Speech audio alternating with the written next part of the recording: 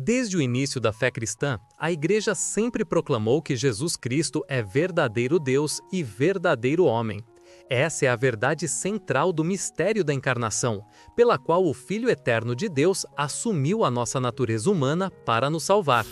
No Credo Niceno-Constantinopolitano, que expressa a fé da Igreja desde os primeiros concílios, professamos que o Filho é gerado, não criado, consubstancial ao Pai.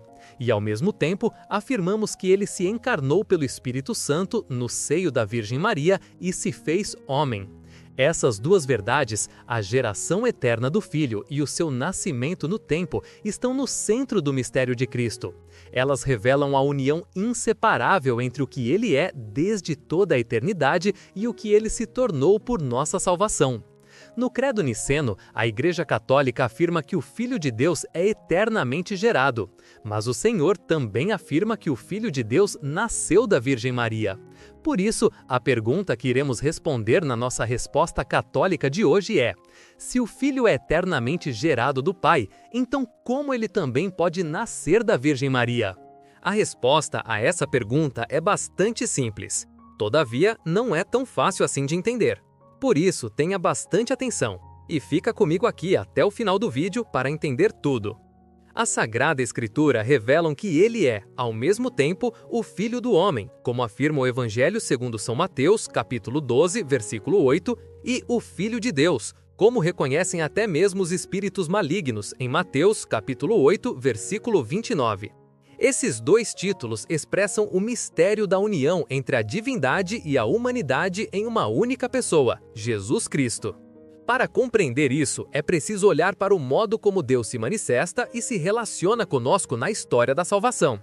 Ao longo da revelação, percebemos que Deus é um só, mas subsiste em três pessoas divinas distintas, o Pai, o Filho e o Espírito Santo.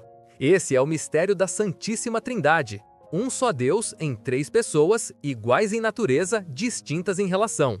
Como Filho de Deus, Jesus participa plenamente da vida divina. Ele é consubstancial ao Pai, isto é, da mesma substância e natureza.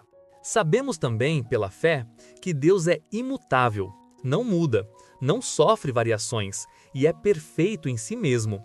Ele é eternamente o que é, eternamente Pai, eternamente Filho e eternamente Espírito Santo. A Sagrada Escritura o afirma de modo admirável. Eu, o Senhor, não mudo. Malaquias capítulo 3, versículo 6. Mas há algo ainda mais profundo a contemplar. As pessoas divinas existem em relação umas às outras. O Pai é Pai porque gera o Filho. O Filho é Filho porque é gerado pelo Pai. E o Espírito Santo procede do Pai e do Filho como o amor que une ambos. Quando a Igreja afirma que o Filho é gerado, está expressando essa relação eterna dentro da própria vida de Deus. O Evangelho segundo São João nos ajuda a compreender isso. E o Verbo se fez carne e habitou entre nós. E vimos a sua glória, glória que tem junto do Pai como Filho unigênito, cheio de graça e de verdade.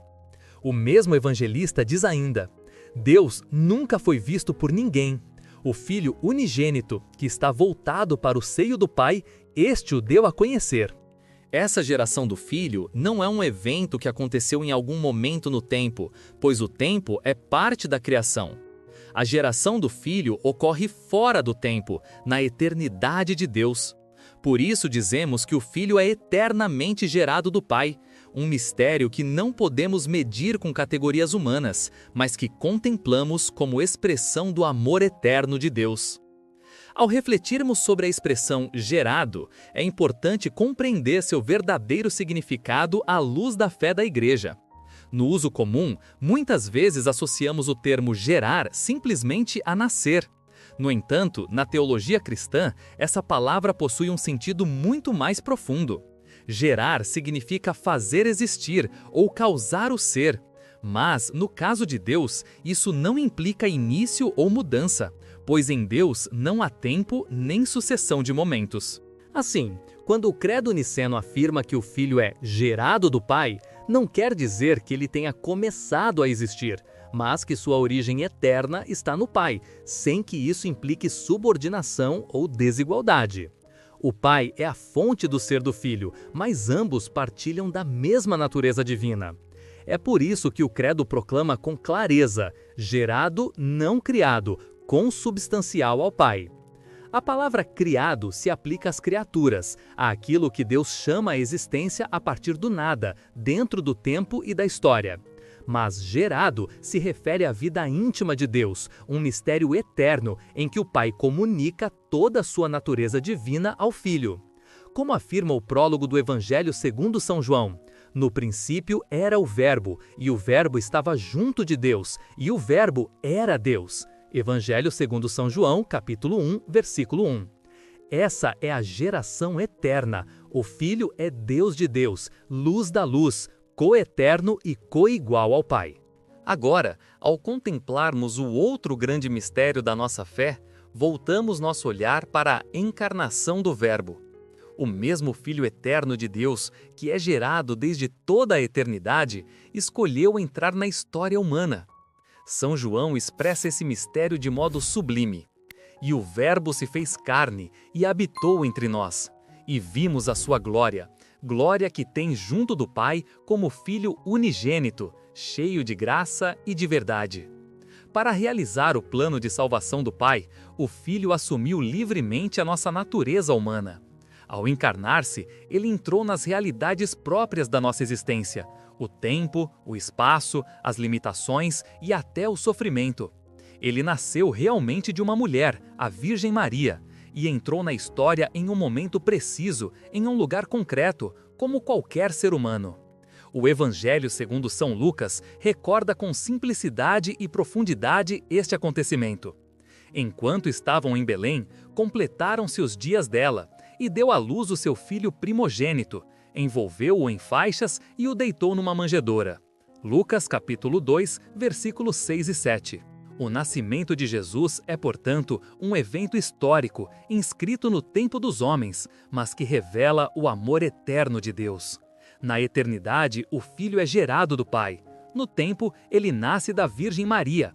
Dois modos diferentes de manifestar a mesma pessoa divina, o Filho único que une em si o céu e a terra.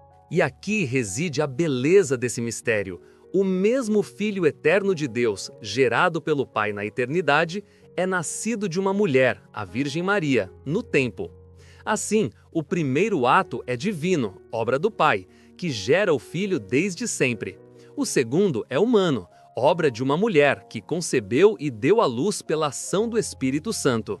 Dessa forma, não podemos dizer que o Filho de Deus foi gerado duas vezes, mas sim que ele foi gerado de dois modos diferentes: eternamente, como Deus, à maneira do Pai, e no tempo, como homem, à maneira de sua mãe. São dois atos distintos, mas profundamente complementares. Na geração eterna, o Filho recebe do Pai a plenitude da divindade. No nascimento temporal, ele assume de Maria a verdadeira humanidade. E assim, como ensina o apóstolo São Paulo, quando chegou a plenitude dos tempos, Deus enviou o seu Filho, nascido de mulher, nascido sob a lei, para resgatar os que estavam sob a lei, a fim de que recebêssemos a adoção filial. Gálatas capítulo 4, versículos 4 e 5. Em Cristo, portanto, o que é eterno e o que é temporal se encontram. Deus e o homem se unem em uma única pessoa, o Salvador do mundo. Se você está gostando do conteúdo totalmente gratuito que oferecemos aqui no canal, saiba que a produção desses vídeos envolve custos. Por isso, se puder, ajude a manter esse trabalho vivo por meio do botão do Valeu Demais. Qualquer valor faz a diferença e é uma forma de garantir que você continue recebendo conteúdo católico de qualidade. Também é possível colaborar com uma doação de qualquer valor pelo Pix do canal, doaçãocatequizandocatólicos@gmail.com. Sua ajuda é fundamental para que essa missão continue crescendo. Conheça também o clube de membros do canal e tenha acesso a conteúdos exclusivos, pensados especialmente para quem quer aprofundar ainda mais na fé. Não esqueça de curtir esse vídeo, se inscrever no canal e ativar as notificações para não perder nenhuma novidade. E aproveite para deixar seu comentário aqui embaixo, seja uma dúvida, uma sugestão ou o que você quiser compartilhar. A sua participação é muito importante para nós. E para quem quer entender ainda mais sobre o assunto, não deixe de assistir ao vídeo com uma pergunta bastante interessante. Quem criou a alma humana de Jesus? E aprofunde ainda mais seu conhecimento na humanidade de nosso Senhor e Salvador Jesus Cristo. O vídeo está na tela agora e o link na descrição. Te espero lá!